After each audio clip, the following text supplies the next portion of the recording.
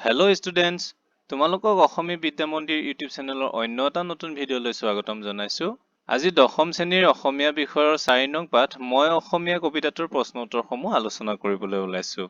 এই ভিডিঅ'টোত কবিতাটোৰ পাঠভিত্তিক প্ৰশ্ন উত্তৰৰ লগতে অতিৰিক্ত সকলো প্ৰশ্ন উত্তৰ নিখুঁতভাৱে তোমালোকলৈ আগবঢ়াইছোঁ। তেন্তে আহা আমি ভিডিঅ'টোৰ প্ৰশ্ন উত্তৰ শিতানলৈ আগবাঢ়োঁ। পাঠভিত্তিক প্ৰশ্ন উত্তৰ 1 নং ক, সৈয়দ আব্দুল মালিকৰ কবিতা পুথি এখনৰ নাম লিখা। উত্তৰ বেডুইন। খ, মোগলসকলে অসমৰ ক'ত ভৰি দিছিল? উত্তৰ মোগলসকলে অসমৰ সেউজীয়া দুবৰি বনত ভৰি দিছিল। গ, অসমৰ হেংদাং ক'ত জিলিকিছিল? উত্তৰ কবিয়ে দুপৰীয়াৰ পূৰ্ণ আলোকত অসমৰ হেংদাং জিলিকিছিল বুলি কৈছে। নেক্সট কুৱেশ্যন, অসমীয়াসকলে কিহেৰে তৈয়াৰী পেঁপা বজাইছিল? উত্তৰ কবিয়ে অসমীয়াসকলে মহৰ শিঙেৰে তৈয়াৰী পেঁপা বজাইছিল বুলি কৈছে। উঙ, অসমৰ স্বৰ্গদেৱে কিহেৰে দেউল সাজিছিল? উত্তৰ অসমৰ স্বৰ্গদেৱে হাঁহ কণী আৰু চাউলেৰে দেউল সজাইছিল। প্ৰশ্ন 2, অসমৰ হেংদাং জিলিকিল দুপৰৰ পূৰ্ণ আলোকত। কথাখিনিৰ তাৎপৰ্য ব্যাখ্যা কৰা। উত্তৰ অসম জয় কৰিবলৈ এদিন প্ৰবল পৰাক্ৰমী মোগল আহিছিল। সেই সময়ত স্বাধীন অসমত আহোমে ৰাজত্ব কৰিছিল। অসমক অনায়াসে জয় কৰাৰ সপোন লৈ মোগলে অসমত প্ৰৱেশ কৰিছিল। কিয়নো মোগলে ইতিমধ্যে বহু ৰাজ্য জয় কৰিছিল আৰু নিজকে বিশ্ববিজয়ী শক্তি বুলি গণ্য কৰিছিল। ভাৰতবৰ্ষৰ পূব দিশৰ ৰাজ্য অসমক একেবাৰে শক্তিহীন বুলিয়ে ভাবি লৈছিল। মুছলমান বা মোগলৰ ৰাজত্ব স্থাপনৰ লক্ষ্যৰে তেওঁলোকে বীৰ দৰ্পে আহিছিল। পিছে তেওঁলোকৰ আশাত চেঁচা পানী ঢালিলে অসমৰ বীৰ বীৰাংগনাই। অসমৰ মাটিত ভৰি দিয়েই তেওঁলোকে যি শস্য শ্যামলা ভূমি দেখিছিল, যুদ্ধভূমিত থিয় হৈ সেই সেউজী পৰিৱেশৰ ঠাইত দেখিলে হেংদাঙৰ চিকমিকনি। আহোমসকলৰ হেংদাং যুদ্ধত ব্যৱহৃত তৰোৱাল, সেই তৰোৱাল হাতত লৈ দুগুণ উৎসাহ আৰু প্ৰবল পৰাক্ৰমেৰে যুঁজিছিল আহোমৰ বীৰ বীৰাংগনাই। সেই পৰাক্ৰমৰ মুখামুখি হৈ মোগলে তিষ্ঠিব নোৱাৰিলে আৰু পৰাজয় বৰণ কৰিবলগীয়া হ'ল। প্ৰশ্নোদ্ভূত বাক্যাংশৰে আহোমৰ শৌৰ্য বীৰত্বৰ প্ৰসংগকেই সুঁৱৰিব খুজিছে।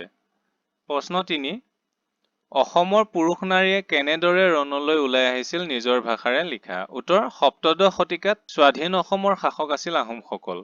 সেই সময়ত দিল্লীত থাকি ভাৰতবৰ্ষৰ একছত্ৰী শাসক হোৱাৰ মন মেলিছিল মোগলে।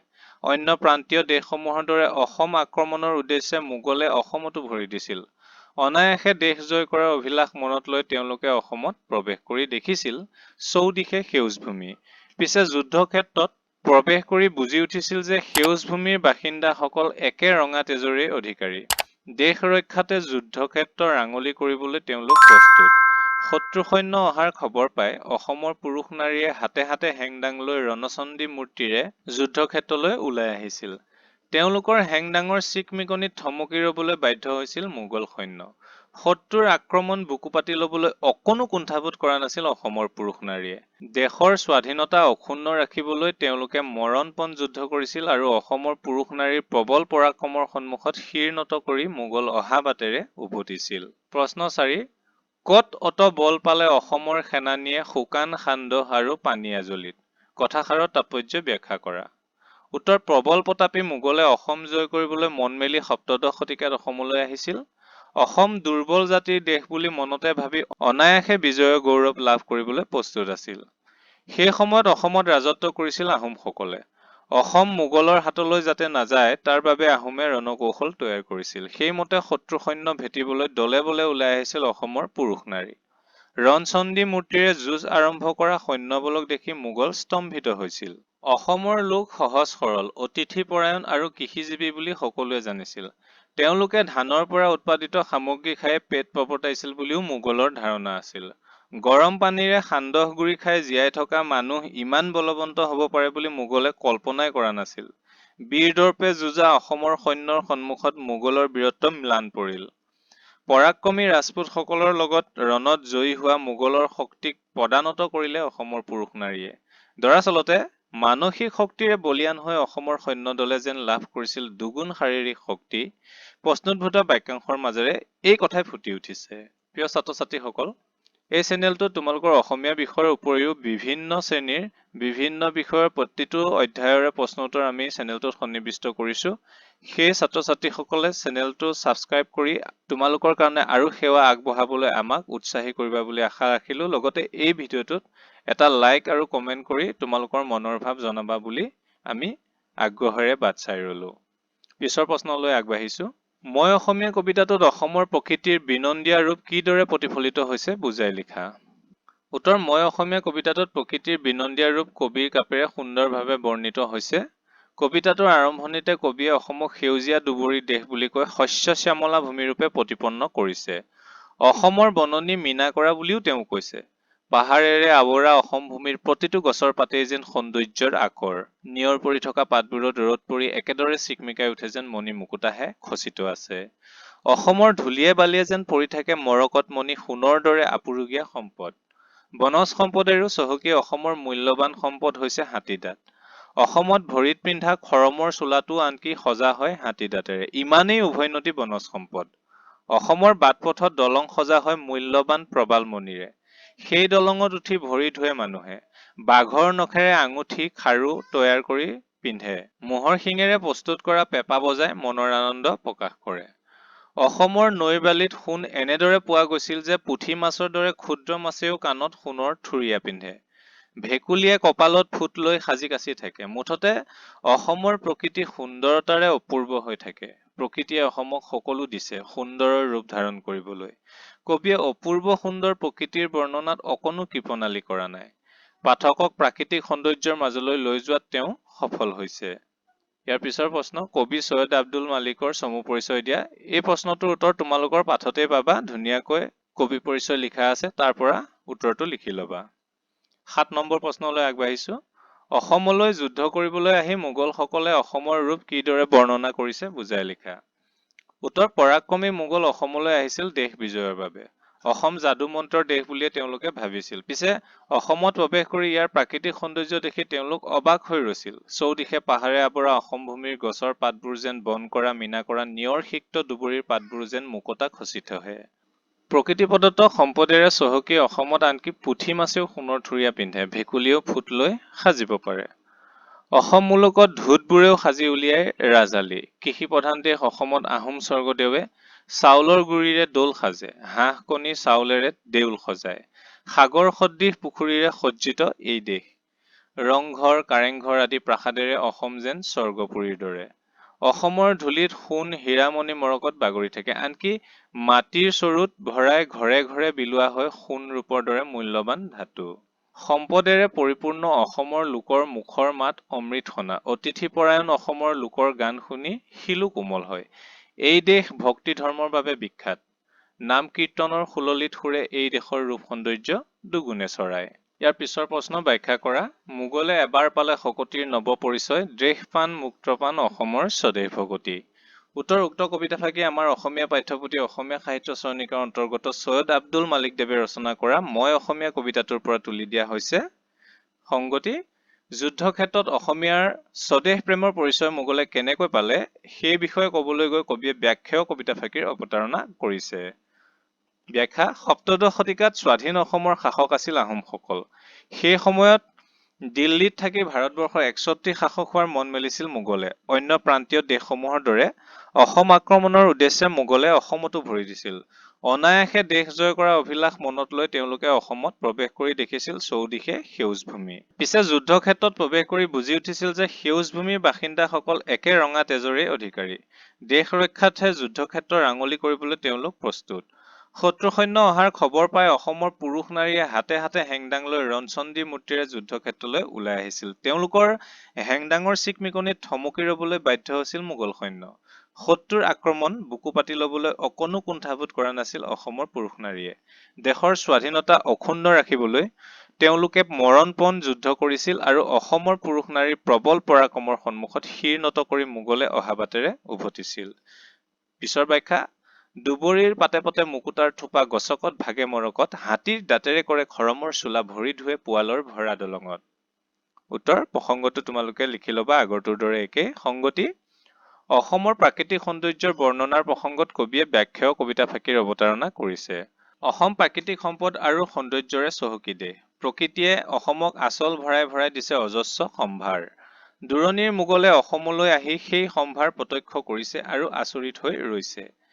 কবিৰ বৰ্ণনা অনুসৰি অসমৰ দুবৰি বনত নিয়ৰ এনেদৰে পৰি আছে যেন মুকুতাৰ থোপাহে ওলমি আছে। সেই দেশৰ ধূলিত পৰি থাকে মৰকত মণি, খোজ দিলেই যেন গছকত ভাঙি যোৱাৰ সম্ভাৱনা থাকে। প্ৰাকৃতিক সম্পদেৰে ভৰপূৰ অসমৰ হাতীদাঁতৰ শিল্প জগত বিখ্যাত। এই দেশত ভৰিত পিন্ধা খৰমৰ চোলাও হাতীদাঁতেৰে তৈয়াৰ কৰা হয়। বহু মূল্যৱান প্ৰবাল মণিৰে সজা দলঙত উঠি মানুহে ভৰি ধুৱে। মুঠতে প্ৰাকৃতিক সম্পদ আৰু সৌন্দৰ্যৰ বৰ্ণনা কৰি সামৰিব নোৱাৰি। কবিয়ে ব্যাখ্যা কবিতা ফাঁকিৰ দ্বাৰা অকৃপণভাৱে অসমৰ সৌন্দৰ্য এনেদৰে বৰ্ণনা কৰিছে। নেক্সট প্ৰশ্ন, মোহগল দূৰণিৰ বিদেশী মোগল অসমত যেতিয়া দেখিলে সৰগৰ ৰূপ বিনন্দিয়া, অসমত বন্দী হল অসমৰ ৰূপমুগ্ধ দূৰৰ মোগল আহি হল অসমীয়া। প্ৰসংগটো লিখি ল'বা। সংগতি, অসমৰ সৌন্দৰ্যত বিমুগ্ধ মোগলৰ অনুভৱৰ বিষয়ে ক'বলৈ গৈ কবিয়ে ব্যাখ্যা কবিতা ফাঁকিৰ অৱতাৰণা কৰিছে। অসম প্ৰকৃতিৰ অপূৰ্ব দানেৰে সমৃদ্ধ, সৌন্দৰ্যত অতুলনীয় এই দেশ। ইয়াৰ প্ৰকৃতিৰ নিয়ৰসিক্ত গছৰ পাতত যেন মুকুতা থোপা থোপে ওলমে। অসমৰ ধূলি বালিত পৰি থাকে সোণৰ টুকুৰা মৰকতমণি, হাতী দাঁতেৰে সাজে খৰমৰ চোলা, প্ৰবাল মণিৰে সজা দলঙত ভৰি ধুৱে, বাঘৰ নখেৰে নিৰ্মিত খাৰু আঙুঠি মানুহে পিন্ধে, মোহৰ শিঙেৰে সজা পেঁপা বজাই আনন্দত নাচে। অসমৰ বহু পুখুৰী সাগৰ সদৃশ, দৌল দেৱালয়েৰে আৱৰা অসমৰ মানুহৰ মাতত মৌ সৰে। সুন্দৰ অসমীয়া ভাষাৰ সুৱদী গান শুনি শিলো পমি যায়। কিমান যে অপূৰ্ব আমেজ এই দেশৰ মাটিত ভৰি থৈ মোগলে পাইছিল। অসমৰ সৰগীয় ৰূপে তেওঁলোকক এনেদৰে মোহিলে যে তেওঁলোক নিজেও অসমতে থাকি গল। বিদেশী জাতি এটাৰ দৃষ্টিৰে স্বদেশৰ ৰূপগুণৰ বৰ্ণনাত কবি যে সফল হৈছে, এই কথা ব্যাখ্যেয় কবিতা ফাঁকিত স্পষ্ট হৈছে। ঘ নং, জীৱনে মৰণে মই চিৰদিন অসমীয়া, অসমীয়া দেশ প্ৰাণ মন, জীয়াই থাকোতে মই অসমৰে অসমীয়া, মৰিলেও বৰিলম অসমৰ অমীয়া মৰণ। উত্তৰ, প্ৰসংগটো কি? সংগতি, জন্মভূমিৰ প্ৰতি থকা অফুৰন্ত প্ৰেম প্ৰকাশ কৰিবলৈ কবিয়ে ব্যাখ্যা কবিতা ফাঁকিৰ অৱতাৰণা কৰিছে। কবিৰ বাবে নিজৰ জন্মভূমি অসম প্ৰাণৰো প্ৰাণৰ। অসমীয়া বুলি কবিয়ে অত্যন্ত গৌৰৱ অনুভৱ কৰে। যি জাতিয়ে প্ৰবল প্ৰতাপী মোগলকো একগোট হৈ যুঁজত পৰাস্ত কৰিছিল কেৱল দেশৰ স্বাধীনতা ৰক্ষা কৰিবলৈ, সেই জাতিক লৈ কবি সদা উৎফুল্লিত। জন্মভূমিক ভাল পোৱাটো কবিয়ে নিজৰ ধৰ্মৰূপে গণ্য কৰে। অসমৰ চোতালত গজি উঠা দুবৰিতে কবিয়ে স্বৰ্গৰ নন্দন কাননৰ প্ৰতিচ্ছবি দেখা পায়। অসমীয়া ভাষাক কবিয়ে সৰগীয় ভাষাৰ দৰে গণ্য কৰে। যি ভাষাত ৰচিত গীত কথা মাতে বনৰ চৰাইকো আকৰ্ষণ কৰে, সেই ভাষাৰে গীতে কবিৰো হৃদয় উপচাই ৰাখে। জন্মৰ পাছত অসমীয়া ভাষাৰেই আই সম্বোধনেৰে কবিয়ে জন্মভূমিক নিজৰ কৰিছিল। সেই সম্বোধনেৰে কবিয়ে প্ৰাণাধিক জন্মভূমিক এৰি এদিন প্ৰাণত্যাগ কৰিব বিচাৰে। কবিয়ে অসমীয়া ভাষাক ইমানেই ভাল পায় যে মৃত্যুৰ পাছত সৰগতো এই ভাষাৰ গান শুনিব বিচাৰে। সৰগৰ গান এৰি মৰ্ত্যৰ অসমীয়া ভাষাতেই নিজৰ নামৰ সোঁৱৰণৰ বিষয়ে জানি সুখী হ'ব খোজে। সেয়ে মৃত্যুৰ পাছতো কবিয়ে তেওঁৰ প্ৰাণৰ অসমতেই পুনৰ জনম ল'ব খোজে। কবি যেন মাতৃভূমিৰ প্ৰতি কৃতজ্ঞ। তেওঁ জনম আৰু জীৱনেৰে অনুগৃহীত কৰা মাতৃভূমিক কবিয়ে সেই পাছৰ জনমতো বিচাৰে। প্ৰশ্ন ন, মই অসমীয়া কবিতাটোত কবিয়ে অসমীয়া জাতিৰ বীৰত্ব আৰু পৰাক্ৰমক কিয় প্ৰশংসা কৰিছে তোমাৰ কথাৰে বুজাই লিখা। উত্তৰ, কবিয়ে নিজৰ জন্মভূমিক প্ৰাণ ভৰি ভাল পায়। জন্মভূমি অসমৰ বিনন্দীয়া প্ৰকৃতিৰ ৰূপে কবিৰ মন মোহে। স্বাধীন অসমৰ বিজয়গাথাই কবিক গৌৰৱান্বিত কৰে। প্ৰবল প্ৰতাপী মোগলকো অসমৰ পুৰুষ নাৰীয়ে ৰণচণ্ডী মূৰ্তি ধৰি যুঁজত পৰাস্ত কৰিলে। হেংদাঙেৰে প্ৰচণ্ড বীৰদৰ্পে যুঁজি নিজ দেশৰ মান ৰখা অসমৰ সন্তানক লৈ কবিয়ে সুখ অনুভৱ কৰে। কৃষি প্ৰধান অসমৰ লোকে শুকান সান্দহগুৰি খায়ো ক'ৰ পৰা ইমান শকতি গোটালে, সেই কথা ভাবি কবি আচৰিত হয়। দেশৰ সেনানীৰ স্বদেশ প্ৰেম অবিহনে ৰাজপুত বিজয়ী মোগলক পৰাস্ত কৰাটো অসম্ভৱ বুলিও কবিয়ে বুজি উঠিছে। কবিৰ দেশৰ মানুহ অমায়িক, সহজ সৰল। এই দেশৰ মানুহৰ মাতত মৰমৰ মৌ সৰে। মাতৰ কোমলতাত কঠিন শিলো যেন পমি যায়। ইমান কোমল অন্তৰৰ মানুহো দেশৰ মান ৰাখিবলৈ বৰ্জ্য কঠোৰ হ'ব পাৰে, সেই কথাই কবিক আহ্লাদিত কৰিছে। সেয়ে কবিয়ে অসমীয়া জাতিৰ বীৰত্ব আৰু পৰাক্ৰমক প্ৰশংসা কৰিছে। প্ৰশ্ন 10, কবিয়ে কিয় মৰাৰ পাছতো পুনৰ অসমতে জন্ম ল'ম বুলি ভাবিছে বুজাই লিখা। উত্তৰ, কবিৰ বাবে নিজ জন্মভূমি অসম প্ৰাণৰো প্ৰাণৰ। অসমীয়া বুলি কবিয়ে অত্যন্ত গৌৰৱ অনুভৱ কৰে। যি জাতিয়ে প্ৰবল প্ৰতাপী মোগলকো একগোট হৈ যুঁজত পৰাস্ত কৰিছিল কেৱল দেশৰ স্বাধীনতা ৰক্ষা কৰিবলৈ, সেই জাতিক লৈ কবি সদা উৎফুল্লিত। জন্মভূমিক ভাল পোৱাটো কবিয়ে নিজৰ ধৰ্মৰূপে গণ্য কৰে। অসমৰ চোতালত গজি উঠা দুবৰিতে কবিয়ে স্বৰ্গৰ নন্দন কাননৰ প্ৰতিচ্ছবি দেখা পায়। অসমীয়া ভাষাক কবিয়ে সৰগীয় ভাষাৰ দৰে গণ্য কৰে। যি ভাষাত ৰচিত গীত কথা মাতে বনৰ চৰাইকো আকৰ্ষণ কৰে, সেই ভাষাৰ গীতে কবিৰো হৃদয় উপচাই ৰাখে। জন্মৰ পাছত অসমীয়া ভাষাৰেই আই সম্বোধনেৰে কবিয়ে জন্মভূমিক নিজৰ কৰিছিল। সেই সম্বোধনেৰে কবিয়ে প্ৰাণাধিক জন্মভূমিক এৰি এদিন প্ৰাণত্যাগ কৰিব বিচাৰে। কবিয়ে অসমীয়া ভাষাক ইমানেই ভাল পায় যে মৃত্যুৰ পাছত সৰগতো এই ভাষাৰ গান শুনিব বিচাৰে। সৰগৰ গান এৰি মৰ্ত্যৰ অসমীয়া ভাষাতেই নিজৰ নামৰ সোঁৱৰণৰ বিষয়ে জানি সুখী হ'ব খোজে। এনেহেন অসম কবিৰ দেহে মনে সোমাই আছে। মৃত্যুৰ পাছতো কবিয়ে সেয়ে তেওঁৰ প্ৰাণৰ অসমতে পুনৰ জন্ম ল'ব খোজে। কবি যেন মাতৃভূমিৰ প্ৰতি কৃতজ্ঞ। তেওঁক জনম আৰু জীৱনেৰে অনুগৃহীত কৰা মাতৃভূমি কবিয়ে সেয়ে পাছৰ জন্মতো বিচাৰে। প্ৰশ্ন 11 মই অসমীয়া কবিতাটোৰ সাৰাংশ লিখা। উত্তৰ অসমৰ অতীত গৌৰৱ গাথা আৰু তাৰ আলমত প্ৰকাশিত স্বদেশ প্ৰেমী কবিতাটোৰ মূল কথা। কবি মালিকৰ বাবে জন্মভূমি অসম প্ৰাণৰো আপোন। অসমৰ ৰূপ সৌন্দৰ্য কবিক অহৰহ আকৰ্ষণ কৰে। এই দেশৰ অতীত ইতিহাসে কবিক কৰি তোলে গৌৰৱান্বিত। নিজৰ মাজত পুঞ্জীভূত আৱেগক কবিয়ে কবিতাটোত কিছু সময়লৈকে মোগলক কথক সাজি প্ৰকাশ কৰিছে। মোগল প্ৰবল পৰাক্ৰমী জাতি। ভাৰতবৰ্ষৰ এমূৰে থকা অসম দেশ জয় কৰাটো তেওঁলোকৰ বাবে যেন সামান্য কথা। যি মোগলে ৰাজপুতক জয় কৰিছিল সেই মোগলেই পিছে সমূহ সমৰত অসমীয়াৰ পৰাক্ৰম সহিব নোৱাৰিলে। প্ৰচণ্ড আত্মবিশ্বাস আৰু বীৰত্বৰে যুঁজি অসমৰ পুৰুষ নাৰীয়ে তাহানি জন্মভূমিৰ স্বাধীনতা ৰক্ষা কৰিলে। মোগলক অহা বাটেৰে উভতাই পঠিয়ালে। অসমৰ এই বিজয়ক সুঁৱৰি কবি ৰোমাঞ্চিত হৈ পৰে। সেয়ে পৰাস্ত হোৱা মোগলৰ মুখেৰে কবিয়ে অসমীয়াৰ শৌৰ্য বীৰ্যৰ প্ৰশংসা কৰাইছে। অসমৰ প্ৰাকৃতিক সৌন্দৰ্য আৰু বিশাল সম্পদ ৰাশিক লৈ কবিৰ আশাবাদী মনো মোহিত। নিজৰ এই অনুভৱো কবিয়ে মোগলৰ দ্বাৰা কোৱাইছে। অসমৰ ৰূপ গুণত আকৃষ্ট হৈ মোগলৰ বহুতেই অসমত থাকি গল বুলিও কবিয়ে কৈছে। অসমৰ সুৱদী ভাষাই কবিক অহৰহ আহ্লাদিত কৰি ৰাখে। সৰগতো কবিয়ে এই ভাষাৰ গীত মাত শুনিব খোজে। এই মাটিৰ মায়াই কবিক আকুল কৰে। আজীৱন যি মায়ে কবিক আচ্ছন্ন কৰি ৰাখিলে মৰাৰ পাছতো কবি সেই মায়াবী পৰিচয়তে আবদ্ধ থাকিব খোজে। দেশৰ বাবে তেওঁ জীয়াই থাকিব খোজে, দেশৰ বাবে তেওঁ মৰিবও খোজে। উপজা মাটিৰ মৰমক তেওঁ এনেদৰে বুকুত ৰাখিছে যে মৰাৰ পাছতো তেওঁ এই দেশতে জন্ম ল'ব খোজে। ঐতিহ্য বৰ্ণনাৰ মাজেৰে কবিৰ স্বদেশৰ প্ৰতি থকা ভালপোৱা কবিতাটোত সিঁচৰিত হৈ আছে। প্ৰশ্ন 12 মই অসমীয়া কবিতাটোত অসমৰ অতীত গৌৰৱৰ চানেকি কিদৰে ফুটি উঠিছে বুজাই লিখা। উত্তৰ মই অসমীয়া কবিতাটোত অসমৰ অতীত গৌৰৱ সুন্দৰভাৱে বৰ্ণিত হৈছে। কবিয়ে এই গৌৰৱ গাথা মোগলৰ মুখেৰে বৰ্ণনা কৰাইছে। প্ৰবল পৰাক্ৰমী মোগল অসমলৈ আহিছিল দেশ জয়ৰ উদ্দেশ্যে। কৃষিজীৱী সহজ সৰল অসমীয়া জাতি অনায়াসে নিজৰ সাম্ৰাজ্যৰ তলতীয়া কৰিব পাৰিব বুলি ভাবিছিল। কথাৰে বশ কৰিব খুজি মোগলে অসমৰ সৈন্য বিষয়াৰ বুদ্ধিমত্তাৰ পৰিচয় পাইছিল। যেতিয়া যুদ্ধ ঘোষণা হৈছিল সমূহ সমৰত অসমৰ সৈন্যৰ পৰাক্ৰম দেখি মোগলে তবধ মানিছিল। অসমৰ পুৰুষ নাৰীয়ে ৰণচণ্ডী মূৰ্তি ধৰি হেংদাং ঘূৰাইছিল। সেই তৰোৱালৰ চিকমিকনিত ৰাজপুত বিজয়ী মোগলৰো গতি যেন স্তিমিত হৈছিল। দেশৰ স্বাধীনতা ৰক্ষা কৰিবলৈ অসমৰ নৰ-নাৰীয়ে শত্ৰুৰ আক্ৰমণ বুকুপাতি ল'বলৈ অকণো কুণ্ঠাবোধ কৰা নাছিল। অসমৰ নৰ-নাৰীৰ স্বদেশ প্ৰেম আৰু বীৰত্ব দেখি মোগলসকল আকৰ্ষিত হৈছিল। তেওঁলোকে যোৱাৰ সময়ত আনকি প্ৰশংসাও কৰি গৈছিল। কবিয়ে সুন্দৰ বৰ্ণনাৰে অসমৰ অতীত গৌৰৱ কবিতাটোত ফুটাই তুলিছে। ভাষা বিষয়ক ব্যাস বাক্য সহ সমাসৰ নাম লিখা। এইখিনি ধুনীয়াকৈ লিখি দিছো, তোমালোকে ভিডিঅ'টো পজ কৰি চাই ল'বা। 2 নম্বৰটো চাই ল'বা, খুব সহজ উত্তৰ। বিপৰীত শব্দ লিখা গৌৰৱ, কালিমা, আলোক, তিমিৰ, স্বাধীনতা, পৰাধীনতা, পৰাজিত, বিজয়ী, সপোন, দিঠক, মৰণ, জনম। অতিৰিক্ত প্ৰশ্ন উত্তৰ। ক সৈয়দ আব্দুল মালিকে কোনখন উপন্যাসৰ বাবে সাহিত্য অকাডেমি বঁটা লাভ কৰিছিল। উত্তৰ অঘৰী আত্মাৰ কাহিনী উপন্যাসৰ বাবে। সৈয়দ আব্দুল মালিকৰ ক'ত আৰু কেতিয়া জন্ম হৈছিল। উত্তৰ 1919 চনত গোলাঘাট জিলাৰ নাহৰণিত সৈয়দ আব্দুল মালিকৰ জন্ম হৈছিল।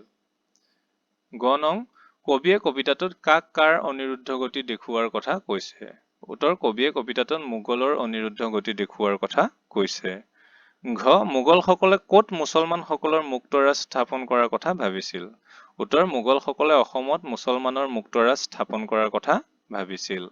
ঙ কবিয়ে জীৱনে মৰণে কি হৈ থাকিব বিচাৰে। উত্তৰ কবিয়ে জীৱনে মৰণে অসমৰ অসমীয়া হৈ থাকিব বিচাৰে। প্ৰথম সৰগতো কবিয়ে কিহক চিনি পাম আৰু বুজি পাম বুলি কৈছে। উত্তৰ সৰগতো কবিয়ে অসমীয়া ভাষাক চিনি আৰু বুজি পাব বুলি কৈছে। নেক্সট প্ৰশ্ন কবিয়ে মৰাৰ পিছত কি হৈ পুনৰ জন্ম ল'ব বিচাৰে। উত্তৰ কবিয়ে মৰাৰ পিছত অসমৰ অসমীয়া হৈ জন্ম ল'ব বিচাৰে। প্ৰিয় ছাত্ৰ-ছাত্ৰীসকল এই পাঠটোৰ প্ৰশ্ন উত্তৰ ইমানতে শেষ হৈছে। অন্য এটি পাঠৰ প্ৰশ্ন উত্তৰলৈ শীঘ্ৰে আমি তোমালোকৰ ওচৰলৈ আহি আছো। তেতিয়ালৈ চেনেলটো ছাবস্ক্ৰাইব কৰি অন্য ভিডিঅ'সমূহৰ পৰা প্ৰশ্ন উত্তৰ লিখি থাকিবা। আজিলৈ এৰিছো। ধন্যবাদ।